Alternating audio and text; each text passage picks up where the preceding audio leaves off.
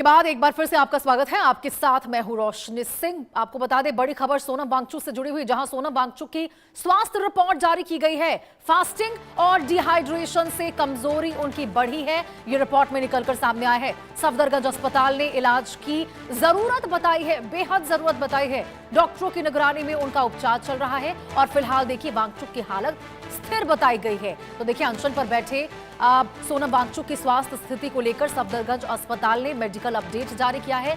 अस्पताल के मुताबिक लंबे समय तक फास्टिंग और डिहाइड्रेशन की वजह से उन्हें काफी ज्यादा कमजोरी महसूस हो रही है। उन्हें तत्काल चिकित्सीय देखभाल की बहुत ज्यादा जरूरत है। डॉक्टरों का कहना है कि वांगचुक की हालात फिलहाल स्थिर है, लेकिन उनकी लगातार निगरानी की जा रही है। अस्पताल की मेडिकल टीम उनके सभी जरूरी पैरामीटर पर नजर बनाए हुए है।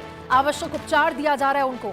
स्वास्थ्य विशेषज्ञों का मानना है कि लंबे समय तक उपवास के कारण उनके शरीर पर बहुत ही ज्यादा असर पड़ना स्वाभाविक है और असर पड़ा है, और इसीलिए उन्हें चिकित्सीय निगरानी में रखना बेहद जरूरी है। फिलहाल देखिए डॉक्टरों की टीम उनकी स्थिति का लगातार आकलन कर रही है। तो देखिए अब चिंता का विषय था यहां पर सोनम वांगचुक की तबीयत जिस प्रकार से अचानक बिगड़ी, दिल्ली पुलिस को उनको अस्पताल में भर्ती करवाना पड़ा।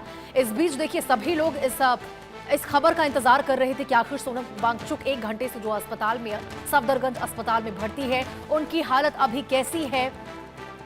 तो आपको बता दें ये अपडेट निकलकर सामने आई है। सफदरगंज अस्पताल में उनका इलाज अभी चल रहा है। हालांकि देखिए अभी फिलहाल स्थिति स्थिर बताई गई है सोनम वांगचुक की, लेकिन वहां कहा गया है डॉक्टरों की ओर से कि उपवास पर रहने की वजह से लंबे समय से उनके शरीर में कमजोरी आ गई है। बहुत ही ज्यादा कमजोर वो हो चुके हैं अंदरूनी तौर पर, और साथ ही साथ डिहाइड्रेशन भी उनके शरीर में बहुत ज्यादा बढ़ चुका है। हाइड्रेशन की मात्रा बहुत ज्यादा कम आकी गई है उनके शरीर में, और ये बड़ी वजह बताई जा रही है कि फास्टिंग की वजह से। ऐसे में उनकी निगरानी रखना उन पर बहुत जरूरी है। उनके स्वास्थ्य को लेकर बार बार चेक करना बहुत जरूरी है। ये सफदरगंज अस्पताल ने इलाज को लेकर बात कही है।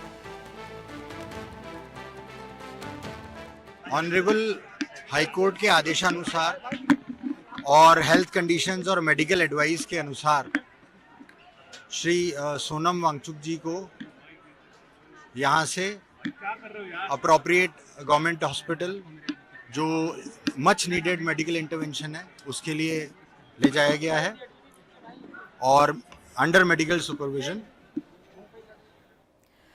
मनोहर हमारे सहयोगी हमारे साथ जुड़ चुके हैं ज्यादा जानकारी के साथ। मनोहर, सभी को इंतजार इस पल का था कि क्या अपडेट निकलकर सामने आई, क्योंकि अचानक उनकी तबीयत जिस प्रकार से बिगड़ी थी उनको ले जाया गया था अस्पताल में। जरा विस्तार से बताइए कि सफदरगंज अस्पताल की ओर से क्या कुछ कहा गया है अपडेट को लेकर।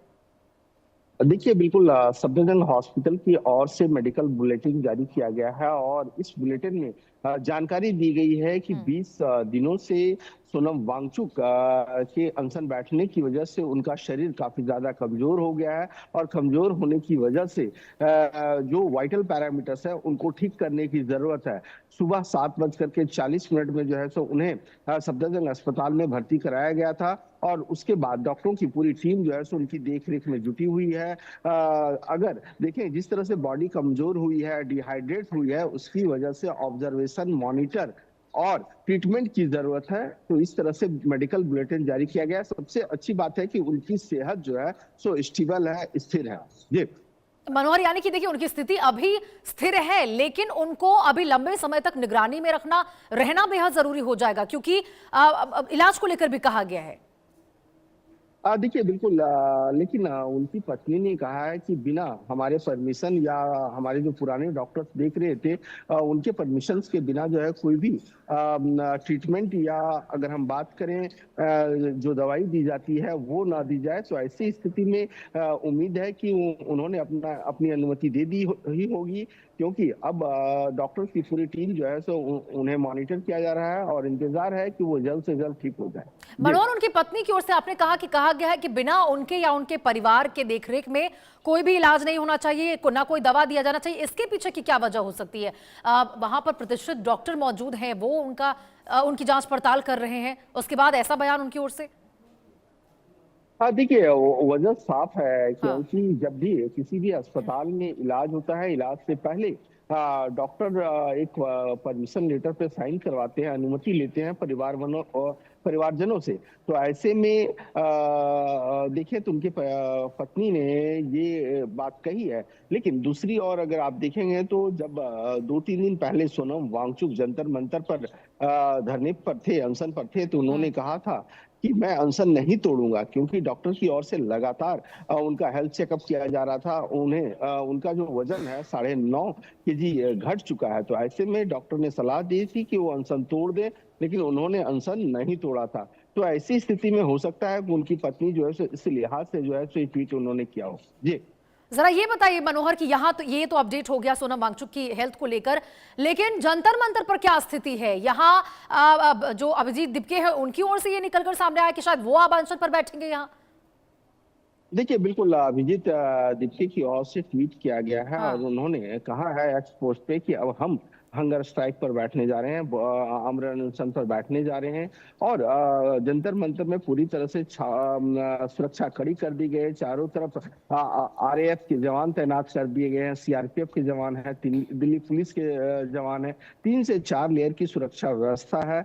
पूरी तरह से अगर कहा जाए तो छावनी में तब्दील की गई जंतर मंतर में, ताकि किसी तरह के असामाजिक तत्व जो है सो वहां किसी तरह की घटना को अंजाम न दे सके। जी बिल्कुल मनोहर, तो इस स्थिति पर नजर रहेगी। और जिस प्रकार से आपने भी बताया कि यहाँ पर अब अभिजीत दिपके, जो कि देखिए दो धड़ में जब यहाँ पर लोग बटे हुए थे तो कहा जा रहा था कि यहाँ पर सोनम वांगचुक ही अनशन पर क्यों बैठे हैं, क्योंकि उनकी इतनी ज्यादा उम्र हो चुकी है, लगभग 60 साल के सोनम वांगचुक हैं, अभिजीत दिपके एक युवा हैं, 30 साल के हैं, फिर उनकी ओर से यहाँ पे धरना प्रदर्शन या फिर अनशन क्यों नहीं किया गया? देखिए, बिल्कुल इसे लेकर के लगातार पॉलिटिक्स भी हो रही है और हाँ। लगातार इस तरह के क्यास और बयानबाजी चल रही थी, और इसीलिए आज अभिजीत दिपके ने ये बात कही है।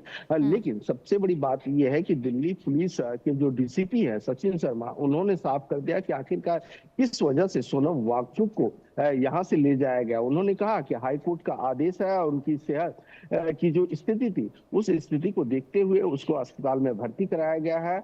और दूसरी बात यह है कि इसे आप देखिए लगातार बयानबाजी का दौर भी शुरू हो गया है, लगातार इसे लेकर के पॉलिटिक्स भी जारी है, जहां तक विपक्षी पार्टियां इसे ये कह रही है कि ये पूरी तरह से संविधान को कुचला गया है, तानाशाही है।